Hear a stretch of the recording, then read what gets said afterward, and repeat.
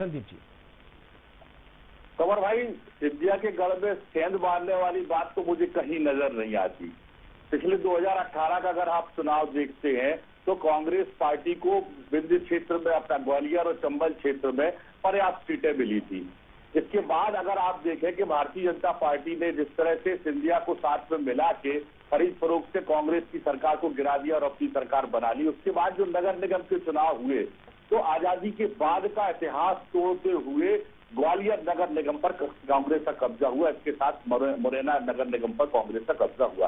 तो आज भी ग्वालियर चंबल संभाग के लोग कांग्रेस से प्यार करते हैं, कांग्रेस को पसंद करते हैं। तो ऐसी कोई बात नहीं है कि हमको वहां सेंध लगाने की जरूरत हो, क्योंकि सिंधिया जी ने पिछला जो लोकसभा चुनाव लड़ा था वो आपके सामने है।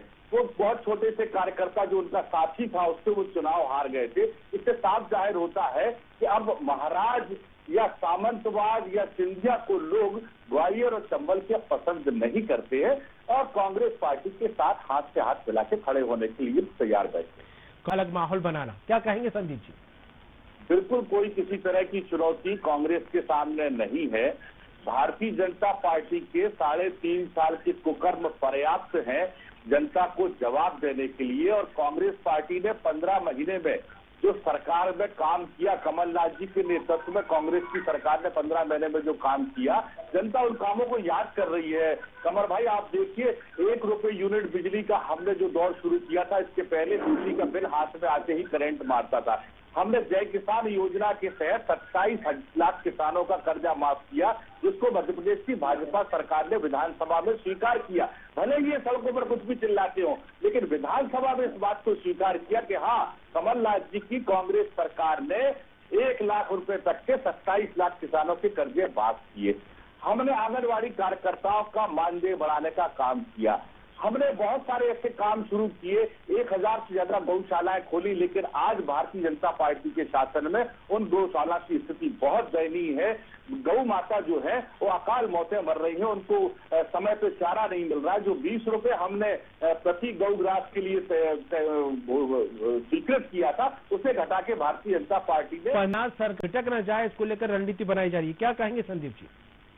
देखिए, कांग्रेस पार्टी राष्ट्रीय दल है और आज आप ये देखिए कि मध्य प्रदेश में शिवराज सिंह जी लंबे समय से सत्ता में बैठे हैं और इनका जो प्रचार का शुरू हुआ है उसमें चेहरा मोदी जी के सामने लाया जा रहा है। शिवराज सिंह का क्यों नहीं ला रहा है भाई? शिवराज सिंह जी 15 साल से मध्य प्रदेश की मुख्यमंत्री है और उनने अगर बहुत अच्छे काम किए हैं तो उनका चेहरा आगे आना चाहिए। रही बात हमारे कांग्रेस के नेताओं की, तो हमारी कांग्रेस पार्टी राष्ट्रीय पार्टी, हमारे राष्ट्रीय नेता यहाँ आएंगे, अपनी पार्टी की नीतियों को जनता के बीच में ले जाएंगे। प्रियंका जी जबलपुर आ चुकी, आज ग्वालियर आ गई, 8 तारीख को राहुल गांधी जी मध्य प्रदेश आ रहे हैं, 13 तारीख को कांग्रेस के राष्ट्रीय अध्यक्ष माननीय खड़गे जी बुंदेलखंड में अपना सिंहनाद करेंगे सागर से। तो हमारे भी नेता लगातार आ रहे हैं। सवाल भारतीय जनता पार्टी से भी तो होना चाहिए। पिछले 20 दिन में, 25 दिन में मोदी जी 2 बार होके चले गए, शाह साहब 2 बार होके चले गए, नड्डा साहब 2 बार होके चले गए। अरे क्यों बार बार आने की जरूरत? इसीलिए तो संदीप जी देखिए, तो बड़ा एक अंतर है दोनों में। भारतीय जनता पार्टी के नेता जो आ रहे हैं वो डैमेज कंट्रोल के लिए आ रहे हैं। आप देखिए, मध्य प्रदेश में 3 भारतीय जनता पार्टी है, एक शिवराज भाजपा, एक महाराज भाजपा, एक नाराज भाजपा। फिर दूसरी तरफ आप देखिए कि मंत्रियों में किस तरह का सिर फुटब्बल, इनके बड़े नेताओं में किस तरह का सिर फुटब्बल हो रहा है कि बार बार मंत्रियों को बुला के समझाइश देना पड़ रही है जिलों में कि आपस में टकराव आप बंद कीजिए। तो भारतीय जनता पार्टी इससे घबराई हुई है।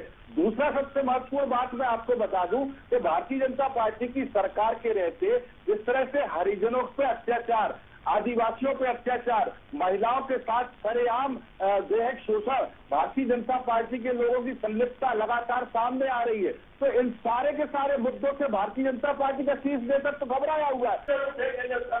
अरे यही तो अहंकार है आपके भारतीय जनता पार्टी के नेताओं का। ये अपने आप को रावण समझते हैं, कभी राम समझते हैं, कभी भगवान समझते हैं। दादा बार बार नहीं, क्या कहेंगे संदीप जी? निश्चित रूप से भारतीय जनता पार्टी की सरकार ने मध्य प्रदेश में कीर्तिमान स्थापित किए हैं। ये कीर्तिमान स्थापित किए घोटालों के, भ्रष्टाचार के, अपराधों के, आप देखिए अभी हाल ही में बेरोजगारों के साथ कितना बड़ा मजाक, पटवारी परीक्षा, इसके पहले नर्सिंग परीक्षा, इसके पहले Vyapam number 1, Vyapam number 2, corona काल में लगातार लोगों की सांसें टूट रही थी और भारतीय जनता पार्टी के नेता केवल उत्सव और आपदा में उत्सव मनाने का काम कर रहे थे। हमें किसी बात की जरूरत नहीं है। भारतीय जनता पार्टी के कुकर्मों का हिसाब जनता लेने के लिए बैठी हुई है। इनकी 21,000 से ज्यादा घोषणाएं जो आज भी अधूरी है। कमलनाथ जी ने शंकरलाल जी कुछ कहना चाह रहे हैं, वो सारे वादे हमने पूरे किए और इनकी 21,000 घोषणाएं आज भी बाकी है। शंकरलाल जी को सुनाएंगे संदीप जी इन बातों को लेकर। खबर भाई, भारतीय जनता पार्टी के पास दिखाने के लिए कुछ भी नहीं है। अगर भारतीय जनता पार्टी के शासन की बात आप करेंगे तो महाकाल लोक का घोटाला, इस प्रदेश में भगवान को धोखा देने वाली एक सत्ता लोगों ने देख ली है। बेरोजगारों के मुंह से निवाला किस तरह छीना गया। जो महाराज कांग्रेस छोड़कर गए थे अतिथि विद्वानों के नाम पर, उन अतिथि विद्वानों को इन 3.5 सालों में न्याय ये भारतीय जनता पार्टी की सरकार नहीं दे पाई है। हम घोषणाएं नहीं करते, हम वचन देते हैं। हम वचन पत्र लेके आएंगे, ये घोषणा वीर है, ये घोषणाएं करते रहेंगे और डब्बों में डालते जाएंगे। हम वचन पत्र लेके आए, हमने पहले भी 500 से ज्यादा वचन पूरे किए थे और आगामी 5 साल में मध्य प्रदेश की 8 करोड़ जनता कांग्रेस को जनादेश देने वाली है। हम फिर एक वचन को पूरा करने के लिए तैयार बैठे हैं और इसीलिए हमारी प्रियंका गांधी जी गारंटी की बात करती है। हम गारंटी और गारंटी वाले लोग हैं, हम घोषणा और छल कपट वाले लोग नहीं है। और कांग्रेस पार्टी इन्हीं मुद्दों को लेकर चुनाव लड़ेगी, चाहे महाकाल लोक का घोटाला हो, चाहे बेरोजगारों के साथ खिलवाड़ करने के लिए परीक्षाओं को बेच दिए। अभी छतें नहीं खोती थी, अब पेपर नहीं खोते हैं। बेरोजगारों के मुंह से निवाला छीनने का काम, युवाओं के हाथ से रोजगार छीनने का काम भारतीय जनता पार्टी ने किया है। महिलाओं के साथ धोखा किया है, अनुसूचित जाति और जनजाति के लोगों को प्रताड़ित किया है, उनके मकान गिराए हैं, इनके साथ अत्याचार किया है। कि सारे के सारे जवाब भारतीय जनता पार्टी को चुनाव में मिलने वाले। खबर जी, हम बिल्कुल निश्चिंत हैं, ये चुनाव भारतीय जनता पार्टी और प्रदेश की जनता के बीच। चलिए, मुद्दों के आधार पर कांग्रेस निश्चिंत होने की बात कह रही है शंकर, इसके तो गिन ही नहीं रही है। क्या कहेंगे संदीप जी? आम आदमी पार्टी का मध्य प्रदेश में कोई आधार नहीं है, कोई संगठन नहीं है और ये भारतीय जनता पार्टी की बी पार्टी बनके कि जो उनकी एंटी इनकम्बेंसी के वोट है वो कैसे काट के पार्टी को मिले ताकि कांग्रेस का उसको लाभ ना मिल पाए। बहरहाल भारतीय जनता पार्टी की ओर से अभी तक जितनी बातें आई है तो उसको तो मैं ये कहना चाहूंगा, जिन सवालों का यहाँ सैलाब आ गया है, कैसे उन सभी से तेरा यूं मुकरना हो रहा है। तो सवाल बहुत सारे हैं और ये मुकरते रहेंगे इन सवालों से, क्योंकि हमारी तो लड़ाई सीधी सीधी जनता की लड़ाई है। चाहे महाकाल लोक का घोटाला हो, चाहे बेरोजगारों के मुंह से छीन। चलिए, आपकी लड़ाई जनता की लड़ाई, आम आदमी